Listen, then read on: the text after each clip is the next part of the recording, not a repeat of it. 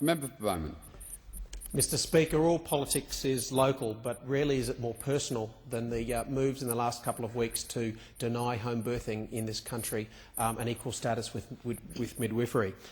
Just a fraction of Australians birth at home, and I would have thought that after the events of earlier this week, when 2,000 mums rallied out the front of Parliament House, and there's been obviously meetings that preceded that all over this country, that a message might have got through to our Health Minister to treat home births with the respect that they deserve as a completely valid way of delivering in a modern age and in a developed economy. But alas, that's not the case. Now, there was a small concession made on Friday as if to try and take some of the wind out of the rally, Mr Speaker, but that was far from what happened. In reality, these mums know that they are at the moment isolated from the initially the recommendations from the National Maternity Services Review. They're isolated from any form of indemnity cover, and of course they're left out in the cold as far as community midwifery goes, because they're not being supported through the entire delivery cycle for a mum, and that means interrupted care. That means back into what is often a clock-in, clock-out hospital maternity system,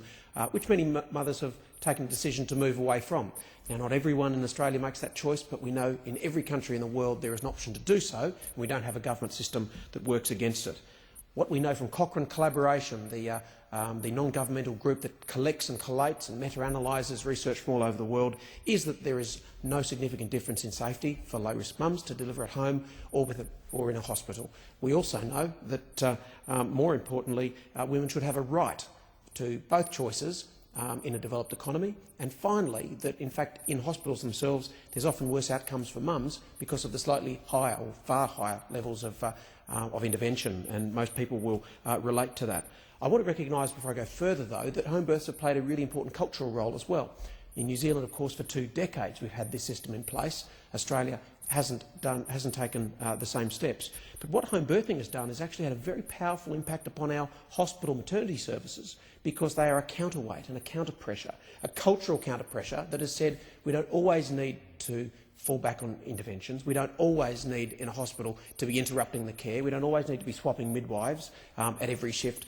And that force has come predominantly from the home birthing movement, and that must be acknowledged and often isn't. Now, for many of us here, however, what is more important than anything is the perfect baby syndrome. We want to do everything we can to have the safest possible outcome. And for home birthers, that rankles, because they can say from nearly 300,000 deliveries performed in New Zealand, there's only been 6 cases where there has been an indemnity-related claim made. And that's very important information when we consider that question here in Australia and the cost and actuarial context around it.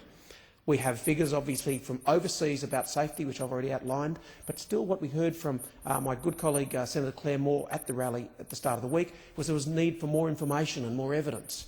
And I guess for home birthing, having had the tried and true models rolled out all around the world in a relatively small population like Australia, it's actually very, very hard for very, very rare incidents to actually be measured accurately or powerfully at high levels of evidence in a country the size of Australia. Very, very difficult to do those studies. So rightly we do turn to European economies where they've done nationwide cohort studies. 530,000 mums have been analysed, and the evidence comes out very, very clearly that home birth has a role where it does have hospital support. What we got was a 2-year moratorium from the Health Minister, which was a duck and a weave, we can see that. What's more concerning is what's between the lines, that there was very, very powerful and promising good faith negotiation, that models that exist in South Australia and to a lesser extent Western Australia might have formed the basis for a national plan that would include home births and make them part of the community midwifery program in this country. But alas, that's all fallen through. And it's a source of great disappointment, Mr Speaker, for those who have worked so hard to have home births treated on at least an equal footing. What I think these people are calling for is a single maternity care system where everyone who is involved is registered as part of the midwifery profession, and that indemnity is provided to those practitioners, and that the support, the continuity, the good faith is extended out to home birthing. We know that that is not occurring at the moment, and we will see more of this community action, Mr Speaker. This issue is not over yet, and let this be a warning to the Health Minister that this will be a fight of great fervour, of almost evangelical zeal, because it's an issue of right. And it's an issue of right for mums to care for, in a developed economy, what is a safe way of delivering babies.